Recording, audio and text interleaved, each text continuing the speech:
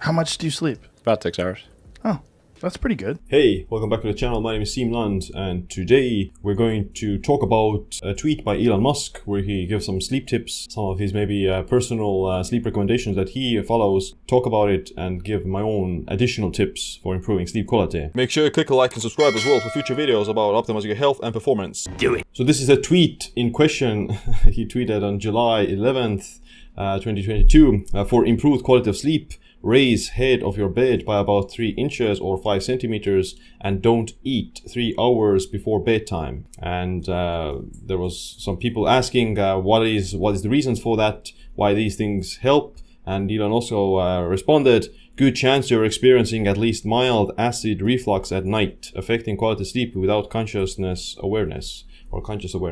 Elon Musk may have some aspects of sleep apnea or like acid reflux, which would be one of the reasons why you would want to elevate your bed head. Mayo Clinic also recommends for the gastrointestinal reflux to elevate the bed head. If you regularly experience heartburn while trying to sleep, place wood or cement blocks under the feet of your bed so that the head end is raised by 6 to 9 inches. So Mayo Clinic recommends 6 to 9 inches. Elon Musk says that 3 inches is fine. What? Apparently, there is, still evidence to suggest that, like elevating or the head of your bed is beneficial for acid reflux. And a lot of people, I would imagine, especially in the United States, where they are, let's say slightly overweight, and they may have like a poor diet, then for them, this can be like quite a good, trick, because, acid reflux is quite uncomfortable. I've never actually experienced acid reflux. I don't know like precisely how it, feels like, but I could imagine how it could, disrupt your sleep quality even without you knowing it. Apparently, like elevating your head can be a good way to prevent that, especially like sleep apnea as well. If you have like a very thick neck, which maybe I do, if you lift weights or if you're obese, then you may develop like a thicker neck.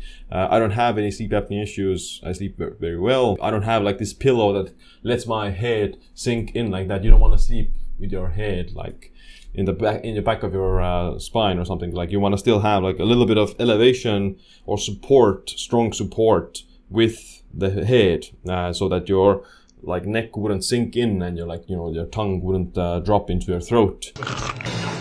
The second part of this tweet was don't eat 3 hours before bed. Maybe this also kind of goes aligned with the acid reflux theme. So eating before bed will increase the likelihood of developing acid reflux. Just eating a lot before bed can also be just uncomfortable and does disrupt sleep quality. Besides that, you don't want to have like a high blood sugar level as well before bed, because that will, result in this rebound hypoglycemia. Your blood sugar goes up and it drops down in the night, and that also like wakes you up.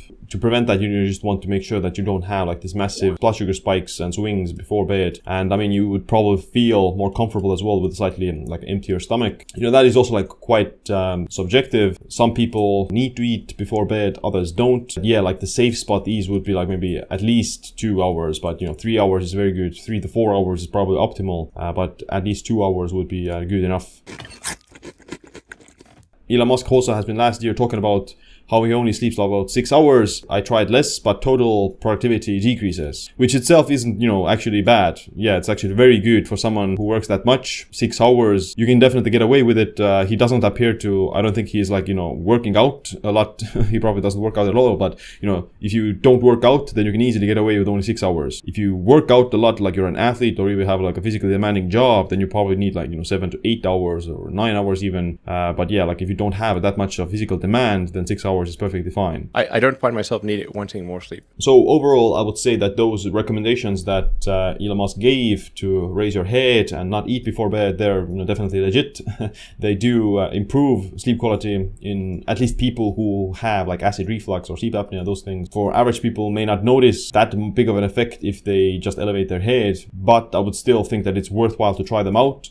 And they are, let's say, things that would maybe improve your sleep quality at least like a few percentage. If you were to quantify it in some way, you would see probably like a little bit of improvements in your sleep. In my opinion, the much more important aspect to think about would be your overall daytime activities of what you do. So you need to build up like your sleep drive, which determines how fast you fall asleep and how much of you want to fall asleep. So that is determined by your, physical activity levels, your daytime exposure, and also like the circadian rhythm side. If you go to bed and wake up around the same time, then you build this consistency in your sleep-wakefulness cycles, and that automatically makes it easier for you to fall asleep. And getting exposed to the right light signals throughout the day is also quite crucial for regulating the sleep hormones and all the other circadian clocks. But the biggest thing that I've noticed personally from my own experiments in the past is that if I use, let's say, blue blocking glasses and I filter out the artificial light at night, which does suppress melatonin, has been shown to do that,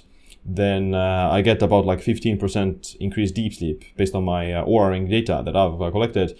So you want to make sure that when you are sleeping, your body goes through all these repair processes that are necessary for anti-aging and longevity. You need to have like high amounts of melatonin. You need to go through the process of autophagy during sleep and recycle your NAD stores and those things. That's why I like to use the blue blocking glasses. I think they're the best gadgets or devices, tools to improve sleep quality quite rapidly. And the best brand out there for that is BondCharge. BondCharge was previously known as BlueBlocks, but they rebranded. The same company, the same products, just a different brand, different label. If you want to try out the BondCharge products, the blue blocking glasses and the red light bulbs, then head over to bondcharge.com/SeemLund and use the code SEEM15 for a 15% discount. Other than that, thanks for watching this video. Make sure you click a like, subscribe, notification bell as well. My name is Seem. Stay optimized, stay empowered.